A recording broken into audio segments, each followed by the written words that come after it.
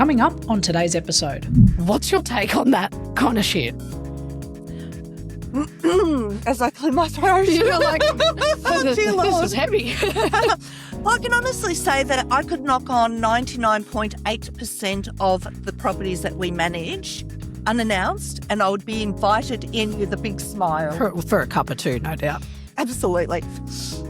If we get maintenance issues like that, not only do we go and see them straight away, but we actually give them our maintenance people that can help them to sort it out then and there. And those are really, really simple fixes that you can do along the way. There's just, again, it's communication and it's people getting back to them. It's a relationship that you build with those people. That should never happen. Dodgy advice and bad decisions can cost you big in real estate.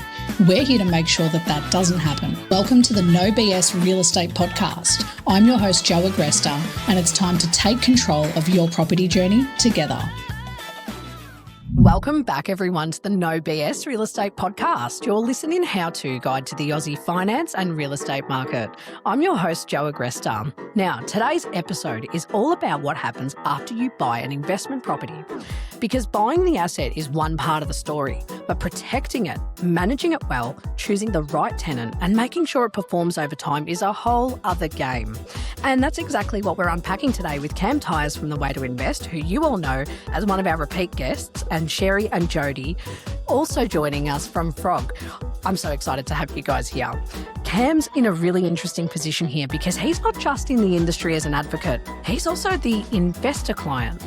He lives in far north Queensland and has trusted Sherry's team to manage his Victorian investment property, which says a lot in itself. So, in today's episode, you're going to learn what makes a great property manager, how tenant selection actually works, why it matters so much in the long-term performance of the investment, and what questions every investor should be asking before they hand over the keys. So, Cam, Sherry, Jody, welcome to the show. Thank you so much for having us here. I'm super excited. Oh, I've been so pumped because we had a chat last night. I just thought I'd quickly introduce myself and you were so lovely. And I'm like, thank you. we're going to have a ball. Don't even worry about it.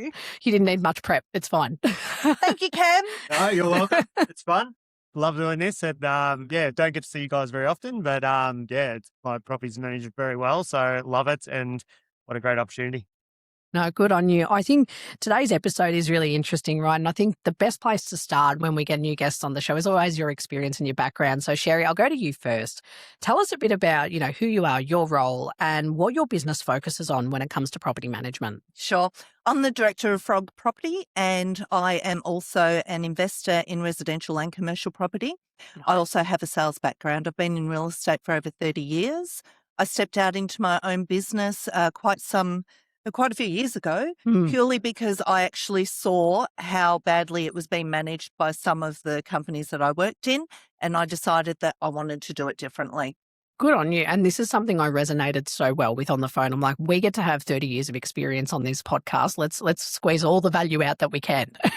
Awesome. And Jody, tell us about your role and what part of the management process you're mostly involved in day to day. Yeah, beautiful. I am the property manager, so we work as a team closely. My main role day to day is really interacting with our clients, with the renters, with our trades, really just working on that clear communication, dealing with things like maintenance and inspections and just making sure everything runs really smoothly. I love that because that's the backbone of good management, right? And I've seen this done really poorly before where you just have submissions come in. Like my partner, when I met her, she was renting.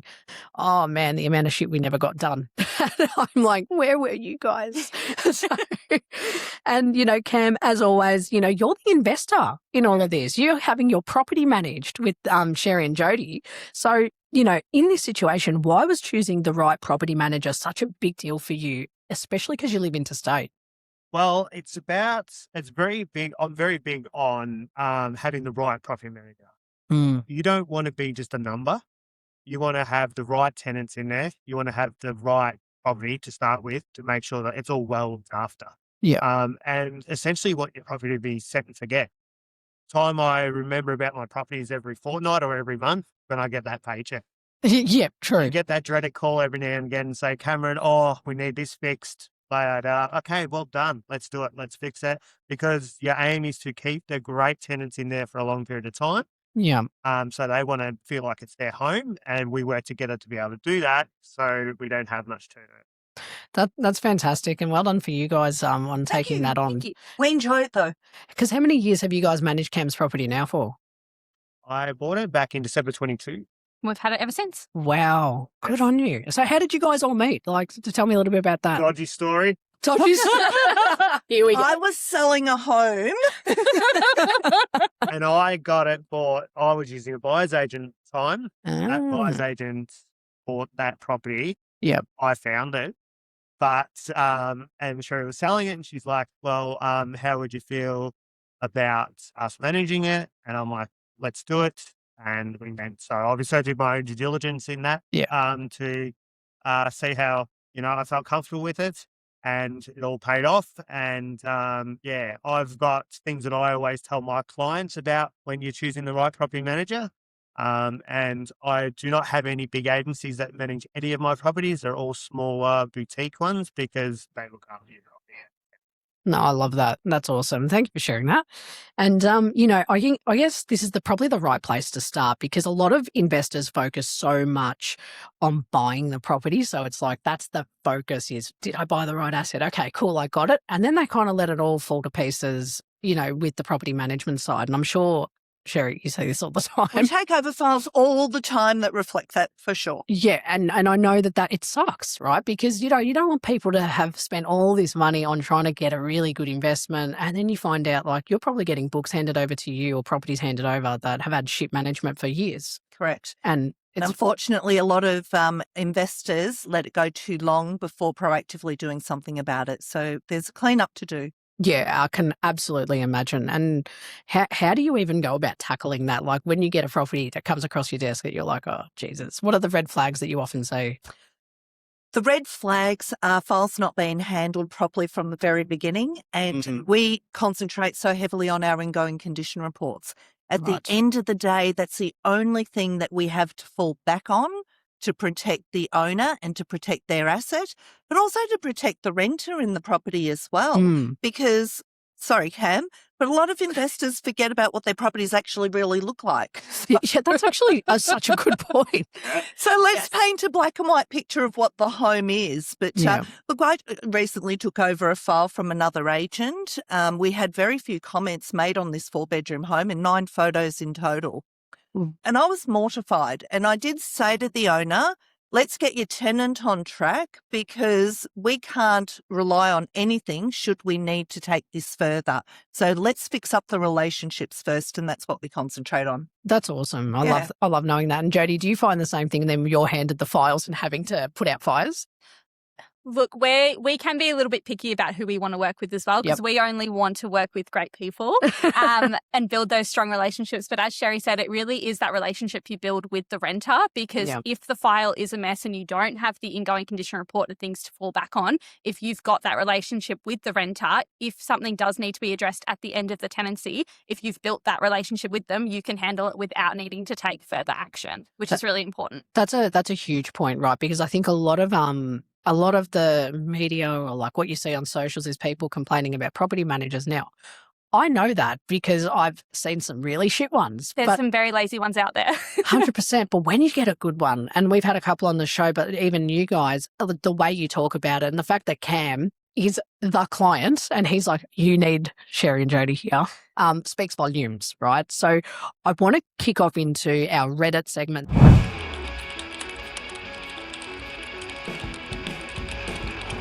So this is where our listeners, shout out to you guys. Thank you for always submitting your stories. They submit us Reddit threads where they want us to address them with certain professionals. So I pulled one from the backlog this week, and I thought it was perfect for this episode. So this is from an investor trying to work out what to look for in a property manager, what pitfalls to avoid, and whether local presence and the actual person managing the property matter. So I'm going to read out the story, and I just want to get you guys' take. All right. So they write, "Hi all, I have a 2-bedroom, 2-bathroom unit that's newly built in 2018 in Brizzy, Queensland. We are relocating to the coast, approximately an hour away. I'm looking for a property manager to firstly put it on the market, and once it's done, let them manage the tenancy? This is all new to me, so I'd like some general advice as to what to look out for when choosing a property manager. What pitfalls should I avoid? Should I go for a well-known agency, i.e. Ray White, or should I consider a boutique property agency? Should they have an office near the suburb at the unit where the unit is located? What is reasonable percentage to pay for the property manager? Any advice would be greatly appreciated. Now, I will break that down again. Thank you. Just like fire away. But I guess broadly, when investors are choosing a property manager, what are they usually focusing on that matters less than they think? So like they come to you with the biggest concern, but you're like, that is probably right down at the bottom. Yeah. I think most landlords, when they do come across to us, are more concerned about the fee that they're going to pay as opposed to the service that they're going to receive or that personalised service that they themselves get. Like you're talking in this case where the client is living an hour away, they don't have the ability to more than likely come in and do their own maintenance. Yeah. So you really want to find a property manager who has a great support team around them as well, with the services that they are absolutely able to provide. But, how to choose a great property manager? Go and shop them first. Yeah. Do a secret shop on them. Walk through one of their opens that they're conducting for looking for a renter and pretend you're a renter. Walk through. See how you're treated. Or pick a property that they're managing and call them and see how helpful they are if you're asking them some questions or trying to organise a private appointment. That's a really great tip, actually. Yeah, because you're getting to see the performance of how do they operate at opens. And trust me, this is where a lot of the cracks come through when you've got someone who doesn't give a shit. How they treat your renters is a direct reflection on how your renters are going to treat your home. Yep, spot on. And this is exactly what we're going to talk about today. And Cam, when you hear this kind of story, is this a similar position to what you were in when you first started looking for a property manager? Yeah, 100%, because it's like, what is it you want? Do you want you probably look after? But as you touched on, and the question that everyone asks, and I get the same question, how much do they cost? Yeah. Like when I'm talking about property managers. But I say, I don't have a clue because it doesn't matter. What does matter is what you're going to get out of the property. Yep. So, and it's exactly the same question we get as a buyer's agent. It's the first question, what's your fee? Well, what's the value? So if we can negotiate the fee and say, look, if you want to pay this, we'll give you that. But if you want to pay this, we'll give you that. Yeah. So like if you want us to go visit your property once, every 2 years, well, you pay this. Then once every 3 months, we'll pay this. But again, the biggest thing is your team around you. So making sure you do your due diligence to make sure that right team is around, and that's the most important thing. That's paramount, I think, is that support around you, especially with your asset. Like, I love that we've got this dynamic of investors and property managers in the room because I can ask you the same question, right? Thing is, we all have the same answer to the same question. Yeah. Like, what is it? And the answer is to have your team around you. The value of what you're going to get is the same. It's just they're in property management. I'm a buyer's agent. It's even the same for selling agents. Yeah, that's true. A team around you. Just because they might charge less doesn't mean that they're the best fit. So then I guess what made you end up, did you survey for other property managers at the time, or did you kind of just, because I know what you're like, you kind of have that gut feel and that trust? Yeah, I do, but I also have, definitely gut feel. That's a huge thing for me. But, I did research and I looked at other places around, like I do with my clients as well. But, you get that relationship with them, you get that feeling of them.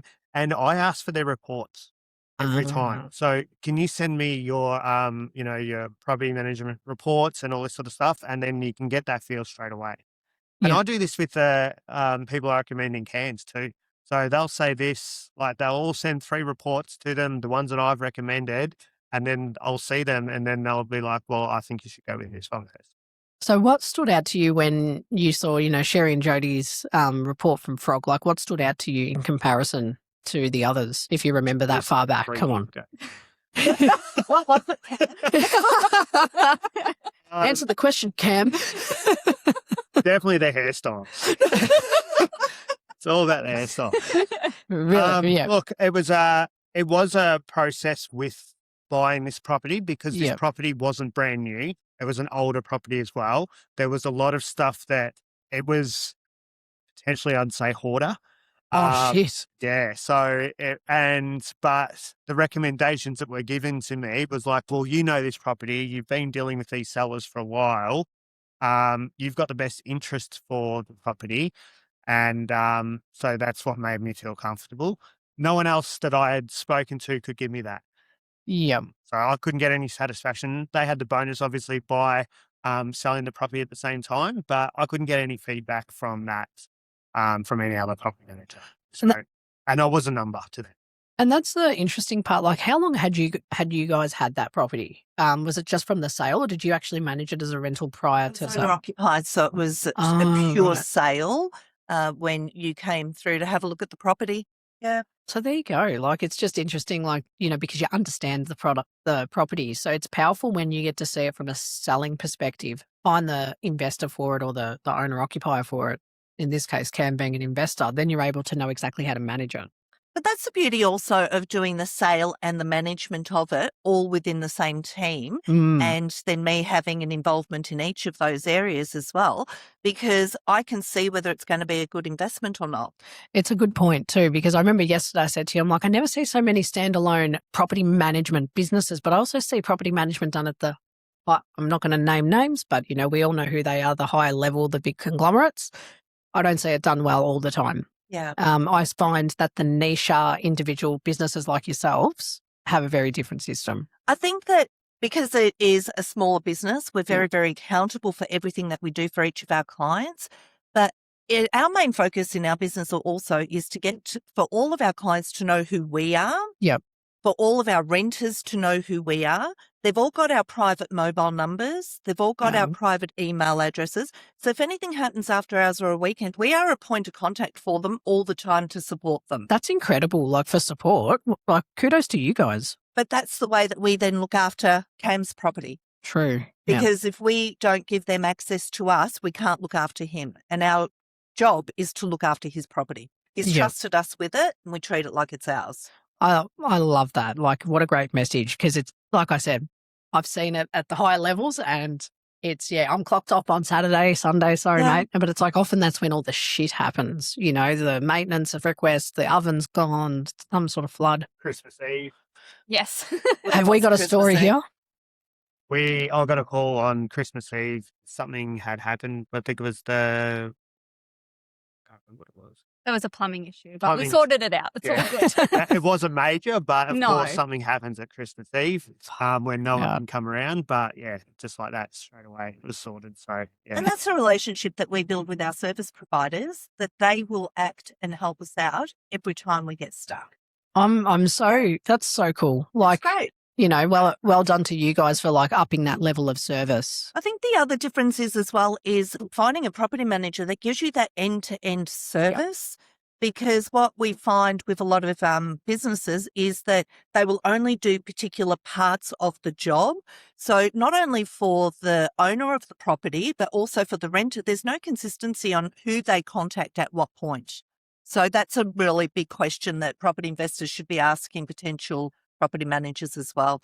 Agreed. And it kind of gives me that same thing. It's like, you know, when you're being screened by potential investors, like for these properties to manage, what are some of the things that they probably focus too much on that you're like, that doesn't matter, we need to focus, you know, you probably should ask about X, Y, Z instead?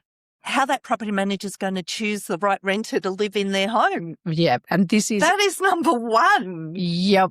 Let's get into it, because tenant selection can often make or break that investment in terms of repairs or issues. And I've seen, like, as a real estate agent in my experience, I dealt with long-term tenants a lot of the time. They were there for 30 years in some cases. And I'm like, wow, and they've like looked after them on the rent. That person's basically paid off their mortgage, and then they've let them have any rent that they want after the long term. It's just unbelievable.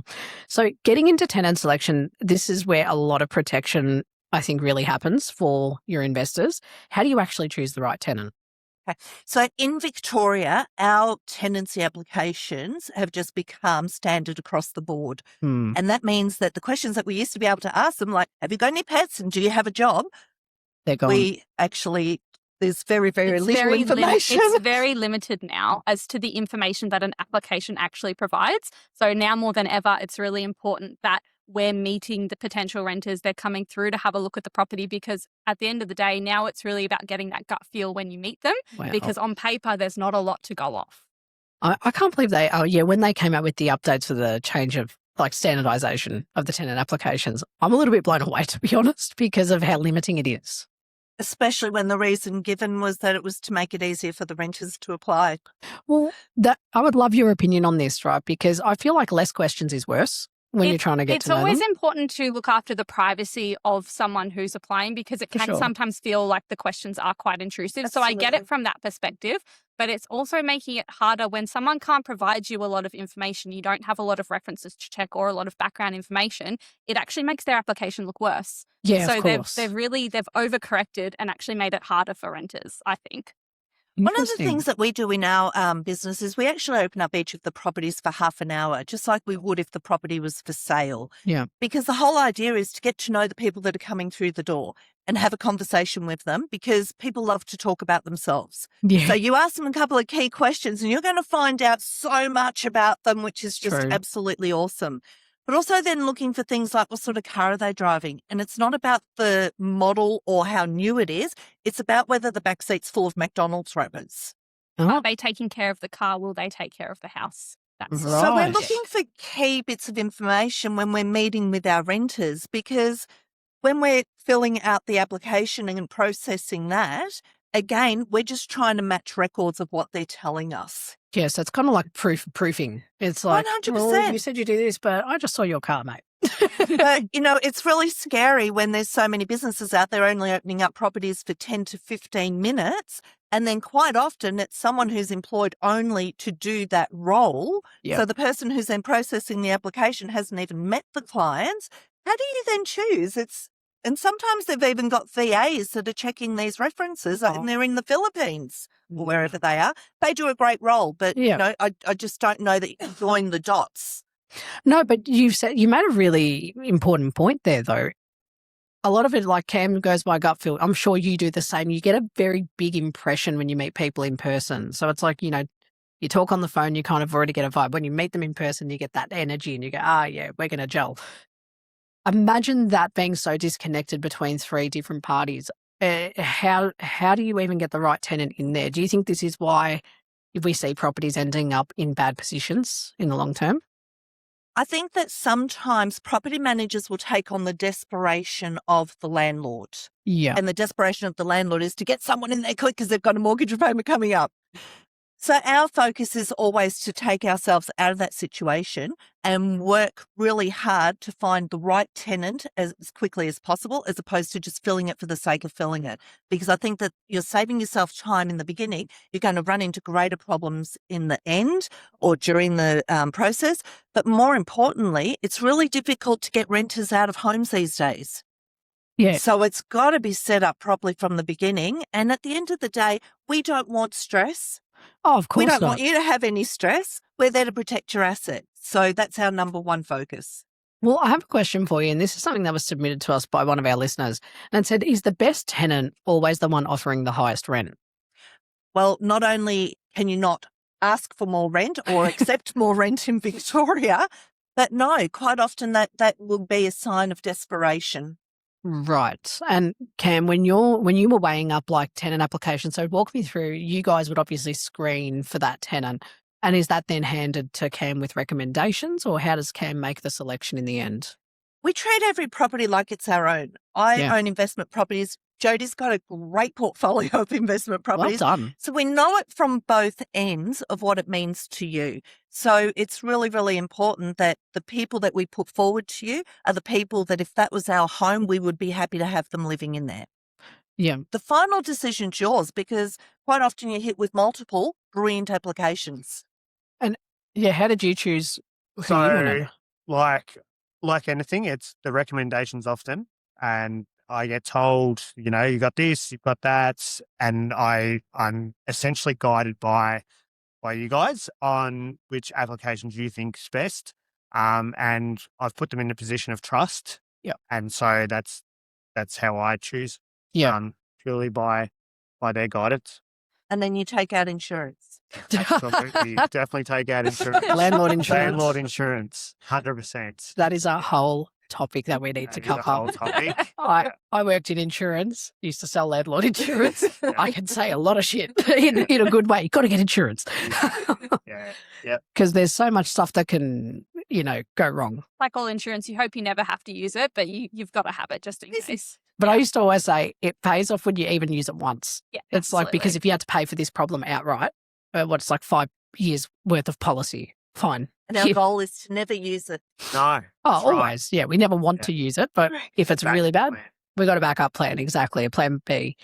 And yes, what is I think Cam, from the investor side, I want to ask, like, how much confidence does that process give you when you know it's being handled literally by these guys end to end, as opposed to like the ones that hand off at different points, like VAs? Yeah, I mean, it's just a peace of mind. You're going to get tenants that are going to come into your property and look after it. And if there is a problem, that they're going to be open and transparent to tell the property managers that there is an issue. Yeah, of course.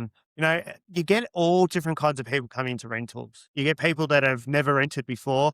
You get people that are seasoned renters that only will ever rent in their life. And, that's great and that's their choice.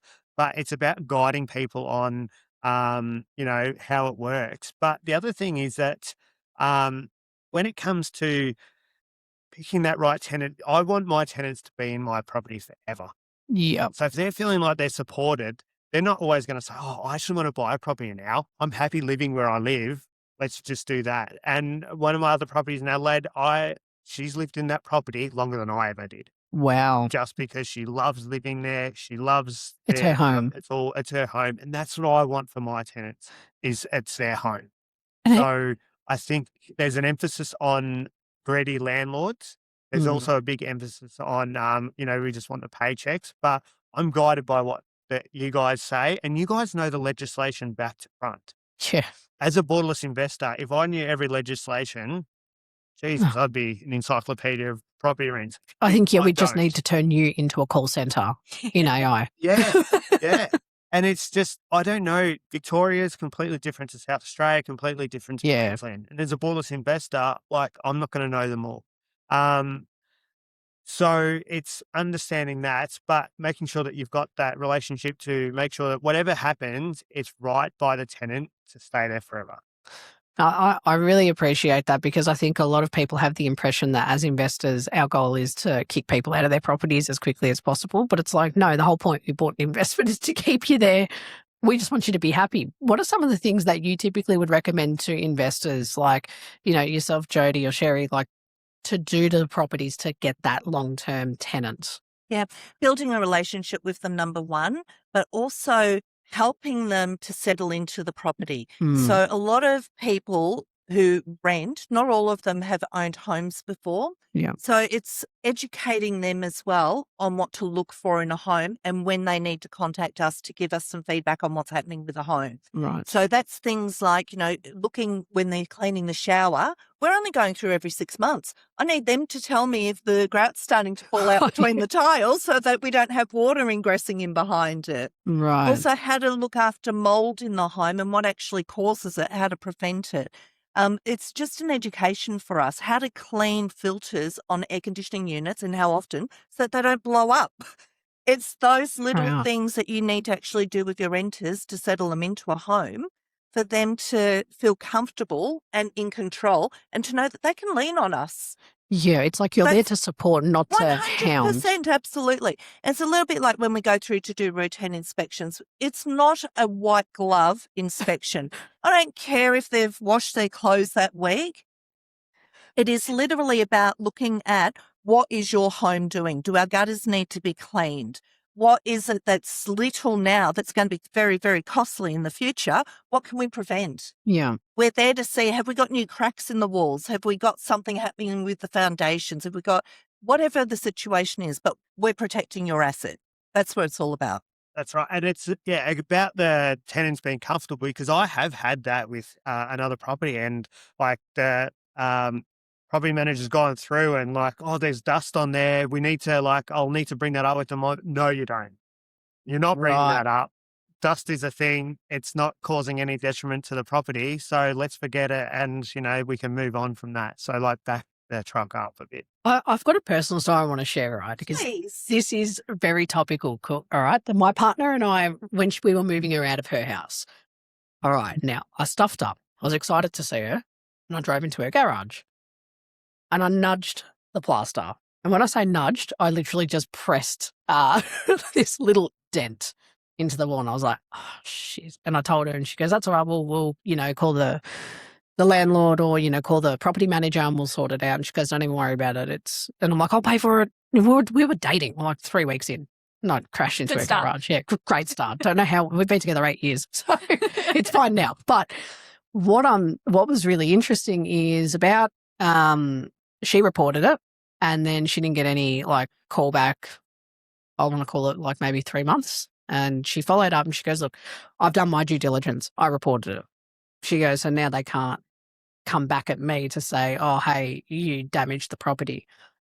Their routine inspections, get this, were done with her on a video call and her walking them around the house. And I said to my partner, I'm like, do you know how bad that is? And she goes, oh, look, it works for me, but yeah, I see your point. And I said, no, this is someone's investment.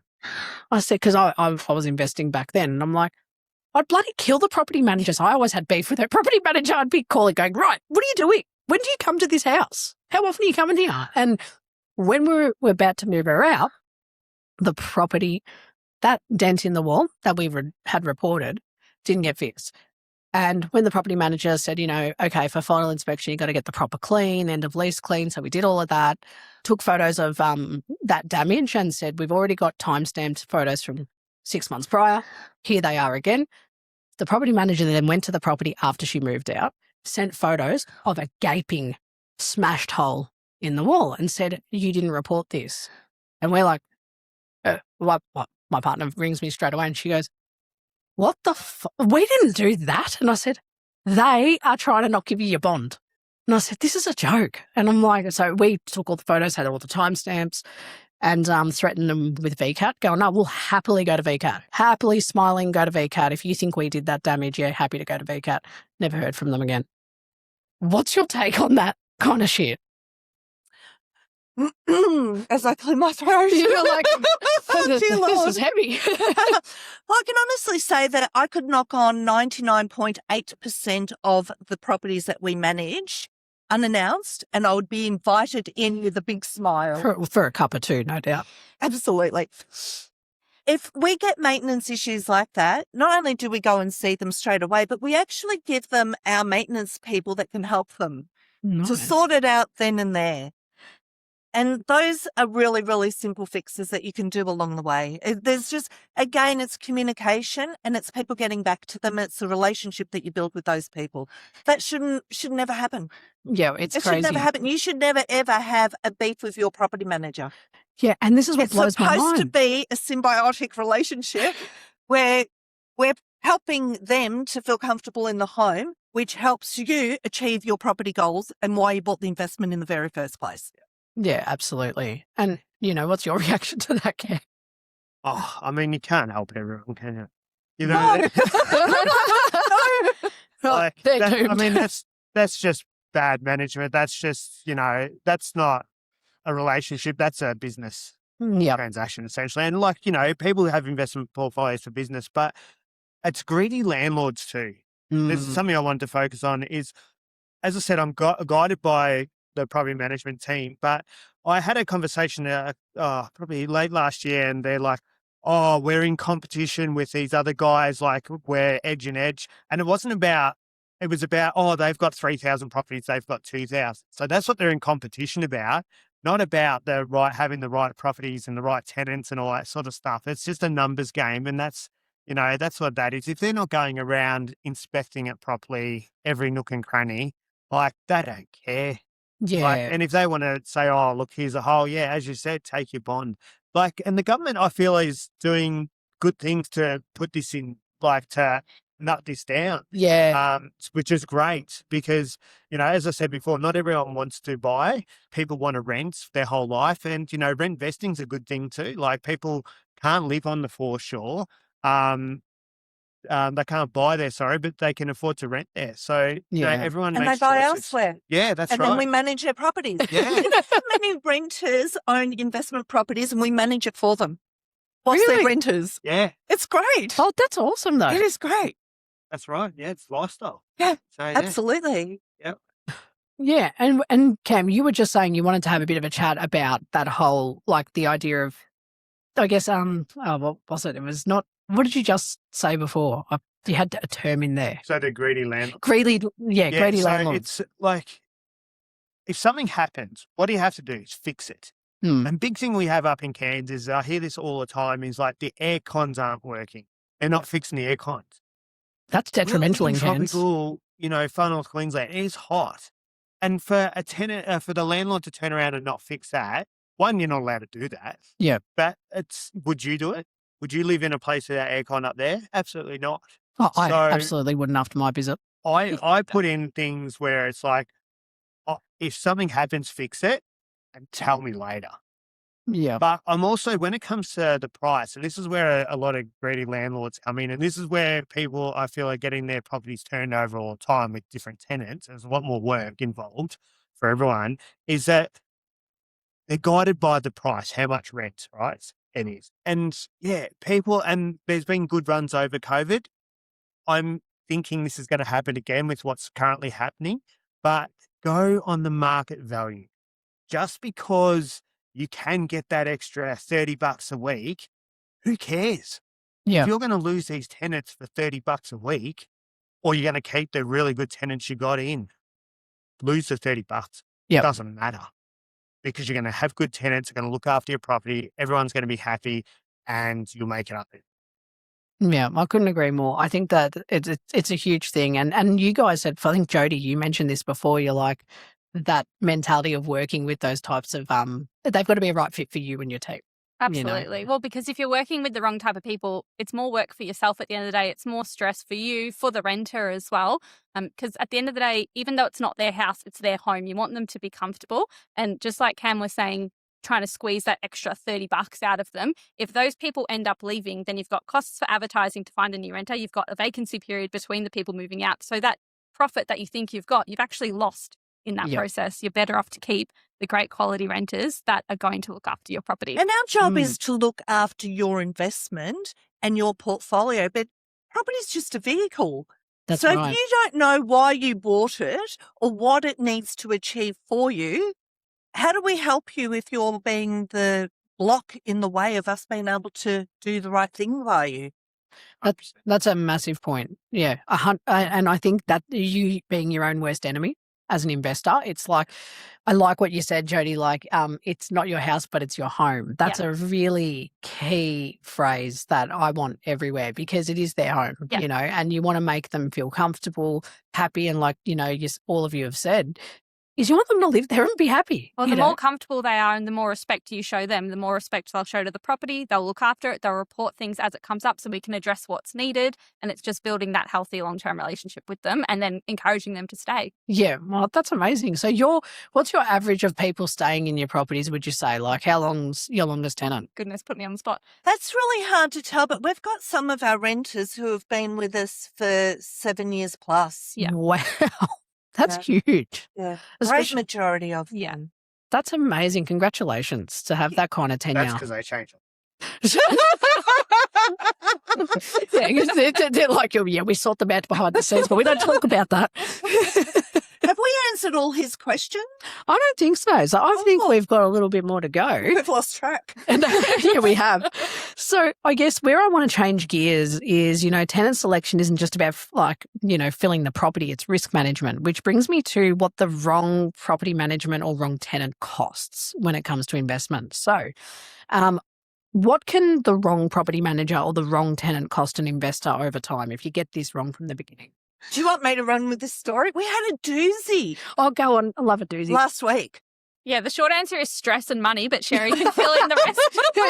You're like, here are the cliff notes. Stress, money. We took over a file from a organisation last week, when we picked up the file, the property manager had issued a new new lease for another 12-month period. So the rent has already been there for 12 months. They've just re-signed another 12 months.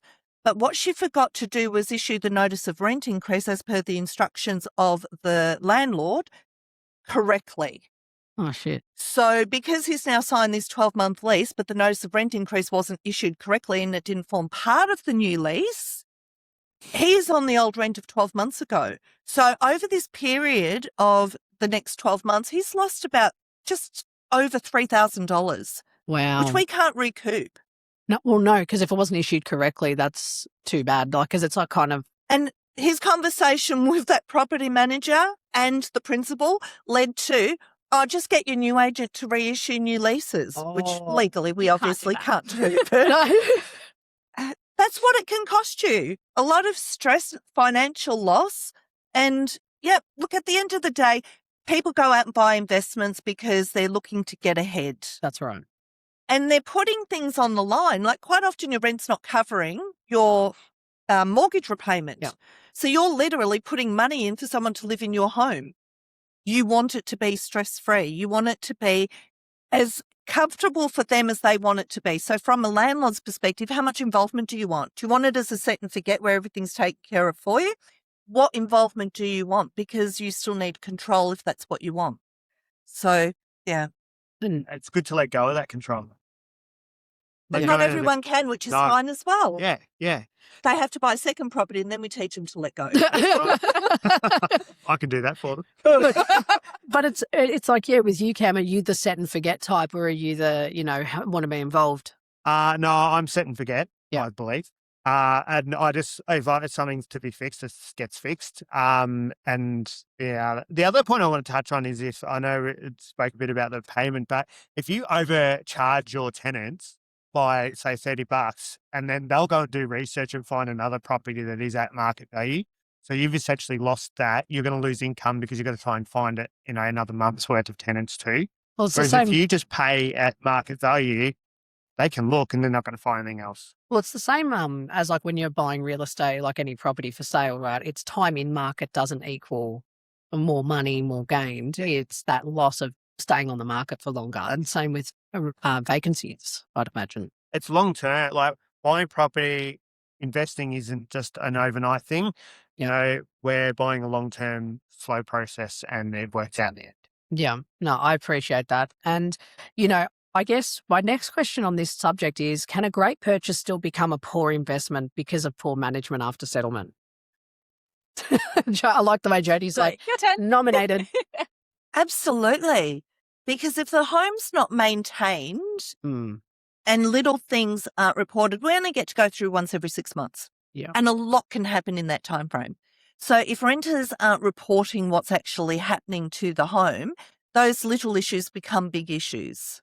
And this goes back to like the grout that you said, like if you don't tell us that the grout's fallen out of the tiles and then all of a sudden and that's become such water. a simple thing. But the minute you start to get water in behind those tiles, that leads to substantial costs and fixes. And I love the way you said earlier, like that you actually teach the tenant how to report. So what does that process look like? Like, let's say you've used, the investor selected the tenant, and you get them in, they've moved in. When do you kind of take them through that? Whilst they're moving into the property. So It forms part of the paperwork, absolutely. But we've also got check sheets. So during the period of them, they ring up and give us a maintenance issue. We will run them through a checklist of what needs to be done for them to check whether it's an easy fix, like the power's gone off as an example. Unplugging all your appliances to see whether it was their kettle that was actually setting it off, or unplugging the dishwasher so we can isolate what the actual issue is. Or firstly, just ringing up the company, stepping out in the street and seeing, have your neighbours got power? Oh, yeah, that's always a big one. But that's unbelievable that you do that, because I think a lot of homeowners, like first-time buyers, not just renters, don't get that. They need it's the similar thing that if you could just tell someone how to look after their house. Do you know how many times we've sent Kieran out to properties to start their hot water services because they don't know how to turn on a pilot light, and YouTube videos do not help them? Oh my God. Which is fine. Yep. But that's all that rapport building that you do with the renters, isn't it? Because you're helping them out. And we're not relying on the owner to step in and do it. We're doing the simple things. It's a little bit, if we have maintenance issues and we're not sure, we'll go and have a look at it ourselves before we actually even report it to say, hey, we need to take it to the next level. We need someone else to do it. Yeah, so it's like you're kind of telling them like how to isolate, how to narrow it down. And that's why I said that's life skills, that you're teaching them, because then But that's all in our SOPs as well. So that's actually emailed across to the renters so that they've got their own check sheets as well before they ring us. And when they ring us, we step them through the process. No, unreal. I appreciate that so much. And Cam, when you're interstate, does that risk even feel like, I guess, does the risk feel even bigger because you can't just step in yourself? Like, I'm not concerned by living far somewhere else with my properties because I've got the right property managers at the start. Yeah. I don't have to worry. I know when I get a random phone call, I'm like, oh gosh, what's this? But I know it's going to get fixed as well. Yeah. So it's not a dread. It happens. It's and you just got to fix it. Yeah. It doesn't matter. Like, you just do it. Well, it's all part of the journey, right? Yeah. As an investor owning a property, stuff happens, you got to fix it. I don't have any issues with any of my property managers because I know whatever they tell me, I'll fix, and then it just gets done. So it's the best part Well, about it. here's the other importance for you picking such good property managers. What a lot of interstate investors don't realise when they hold property in Victoria is if you do have an issue, you can't actually use VCAT. Yep. And a lot of them don't actually realise that. It's up to you to take that further through the magistrates court. But yeah, VCAT will not assist you. So, and that's because you need to have the property, the renter and the landlord all living in the same state for you to be able to access VCAT. And that's why the communication and that rapport that you've got with the renter matters so dramatically. So then what would happen in that case, like if there was a matter for VCAT, but I get your point though. It's the whole, like I'm playing a scenario here because obviously you haven't come across it. You've built those relationships because for this very reason that there's no VCAT to fall back on. But what does happen if shit gets bad? Is that personal lawyers and stuff? It would be up to the landlord to make application at the magistrates court. Wow, so they've got to go direct. Absolutely. Yeah, and then they can't get you to advocate or anything, can they? See, that's such a shame, and that's such an important, just little bit of like information to know as an interstate investor. So thank you for sharing that one. Pleasure. And I want to, go into some practical advice, I guess, because we're coming to the end of our time and I can't believe how quickly this episode went for me. So thank you so much. If someone's appointing a property manager this month, like someone tuning in is like, I am literally in the process of scanning, what are the first 3 questions they should ask them? Go on. You should be asking them how they do their open for inspection. So how long the opens are. Are you the one who's doing the open and meeting the potential renters? Are you going to be managing my property? So sort of seeing, is it broken down to individual roles to different people, or are you getting that end-to-end service from the one person? The other thing you should be asking them is, do you get your phone number, your personal phone number, your personal email address? Because a lot of the time what will happen is a property manager will just be able to give out the office or department phone number, and the email address will be something basic like Bayside Rentals 1 at whatever the agency is, which means that the communication is going to be really difficult, especially after hours if something was to go wrong. Yeah. You're not going to be able to have that direct contact with the property manager. What's the third one? It's really, really important that we find out how many years of experience your property manager has, how long they've worked at the company that you're with, where their last work was, how long they were there, if that's the question that you want to ask them. But more importantly, do they actually own a property themselves or have an investment? Yeah. I mean, there is so much about a home that needs to be taken into consideration.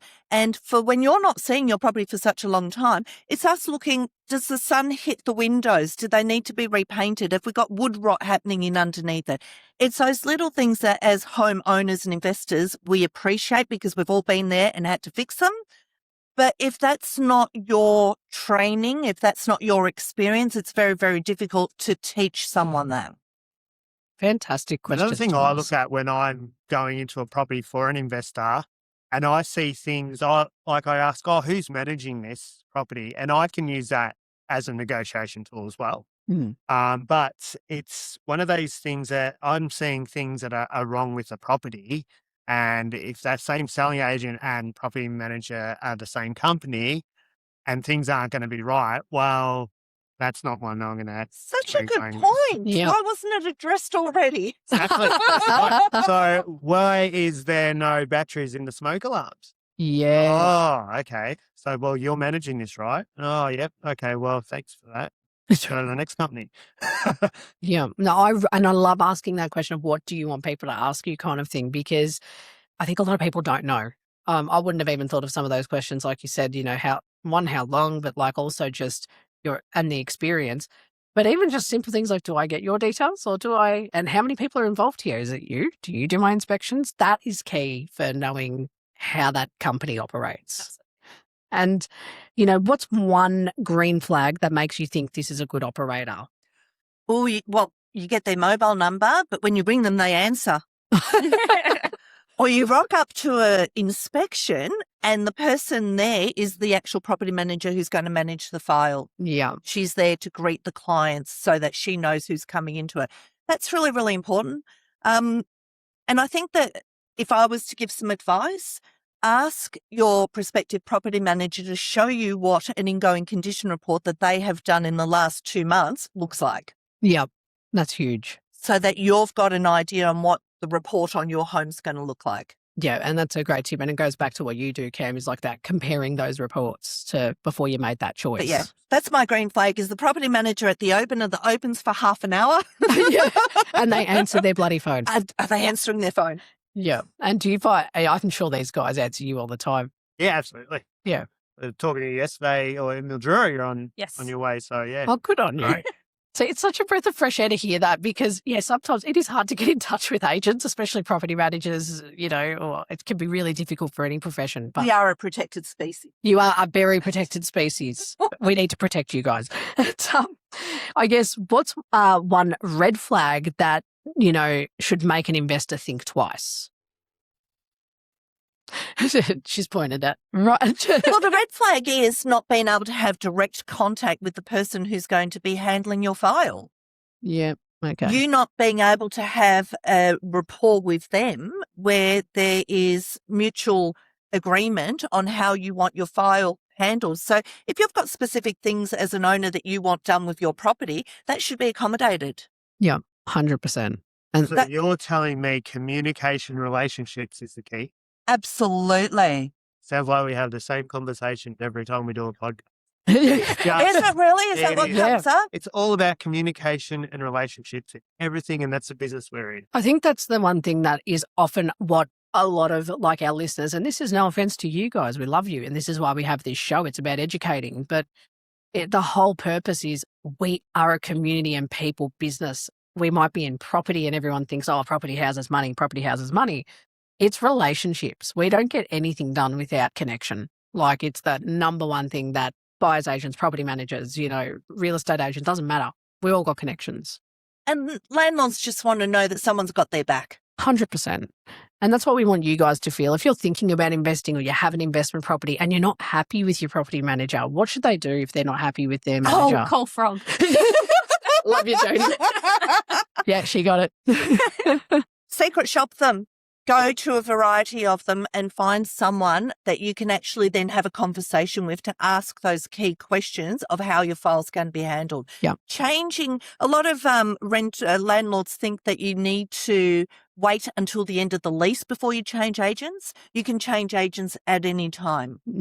So it's really, really important that the minute you're not feeling comfortable or you don't have that what's the word that I'm looking for? You don't have the faith in what they're doing. Do something about it then. Don't wait until it explodes and then we've got a lot to fix. Yeah, and then it's like it's already at VCAT. It's already not midway. going to get better. Yeah. So let's just bite it in the very, very early stages and get it back on track quickly. Yeah. And I've changed agents before. Have you? You know, the best part about changing agents is you call up the agent that you want to work with and they'll do it all for you. Yes. Yeah. Yeah. Really? Yeah. We get to have those hard conversations with the current agent to be like, hey, sorry, you've lost the business. Give it to us. The owners don't have to do Hold that. up. How does this conversation pan out? I can imagine it's not like oh, no worries, thanks. It's normally via email. I like it. Yeah, the fun part is walking into the office to go to collect the keys. But yeah, it's all done over email or phone calls. But it's at the end of the day, they can't argue that back. They've done something to upset their client and that client has gone elsewhere and we're there to help. Yeah, you're just doing it. And hopefully they learned from the experience and fixed whatever process was that needed to be fixed or a bottleneck in their own business. Hopefully they can overcome that. But yeah. I love it. Email is the way, and then you just got the awkward moment of picking up the keys. Like when you walk in with a big smile on your face and it's all good. You're like, hey, thanks so much. Yeah, all pretty the much. Best. Pretty much. I love it. It's actually good fun. Well, guys, I want to get your final thoughts from each of you. And Sherry, I'm going to go to you first. What's the one thing you wish more investors understood about property management? There's a lot of work that goes in behind the scenes, but a good property manager won't give you all the intricacies or make you part of that process. They will literally just protect your asset as though it was their own and not make you part of the process. I love that. Great answer. And Jody, to you, what's the one thing owners should know about tenant selection before they hand over their property? I think it's really important that they know that the legislation, at least in Victoria, how it is now, it's really difficult to get rid of a renter should something go wrong or if you're not happy with them. So it's really important, which is a good thing for renters because they need the protection, but sometimes it goes a little bit too far in the other direction. But it's really important to find that right renter from the start for your property manager to build that really good relationship with them, because if we can keep them happy and they're looking after the property, that at the end of the day, that's the main thing that we're trying to achieve. 100%. Thank you. That's actually a really good one. Thank you. And Cam, over to you. As the investor in this conversation, what do you want listeners to take away from this if they're about to settle on an investment property? Do the right research in getting the right property manager, one that's going to look after your property. I've said this over and over again. The right property manager is do the right research to get the right tenant. The tenant will then go in and look after their property because it's their home. From there, the tenant will stay longer. The property manager will look after everything, and then you just set and forget. I love it. Guys, thank you so much for your valuable time. This has been it's such a fun episode because we've got the investor and the property managers in one room. So Cam, thank you for pulling this together, and Jody and Sherry, for you guys sharing your knowledge and wisdom. You ladies are awesome. Thank you for having us. It's been a pleasure and we love what we do. So for us, it was easy, and thank you for the invitation. All right, passion's everything. Nice. No, and that's why when Cam, like I said to you yesterday on the phone, Sherry, I trust Cam emphatically. So when he says, hey, you got to have a chat to this person, I'm like, all right, no worries. And the minute I spoke to you, I'm very gut feel as well. I was like, this is going to be a lot of fun. Got to do a separate episode and welcome you guys back because I would love to go through some of the detailed stuff that you do as property managers. So thank you all of you for being on the show today. Thank you. Of course. Now, I think the biggest takeaway from this episode is that buying the asset is only the beginning. So once you've settled, the performance and protection of that investment really does sit in the hands of the people managing it week to week. And that's why choosing the right property manager and understanding the tenant selection process matters so much. So a huge thank you to Sherry, Jody and Cam for unpacking what actually happens behind the scenes and why this piece of the process deserves way more attention than it usually gets. If you want to connect with Cam or Sherry and Jody's team, their details will be in the show notes below and also on screen. And if this episode helped you better understand what happens after acquisition, make sure you follow the No BS Real Estate podcast for more honest conversations around finance and property. Thanks for listening. We'll catch you next time. That's a wrap for this episode of the No BS Real Estate podcast, powered by Abode AI. If you found this conversation helpful, don't forget to subscribe, leave a review, and share this episode with someone who might need it. If you're looking for more guidance on your home buying journey, you can visit www.abode.com.au for expert advice, property insights, and the tools you need to find the right home with confidence. If you're already on your journey, you can also download our app. Just search Abode AI on the App Store or Google Play. Have any questions or want to connect, you can follow us on Instagram at abodi.com.au or send us a message. We'd love to hear from you. Thanks for tuning in, and we'll catch you in the next episode.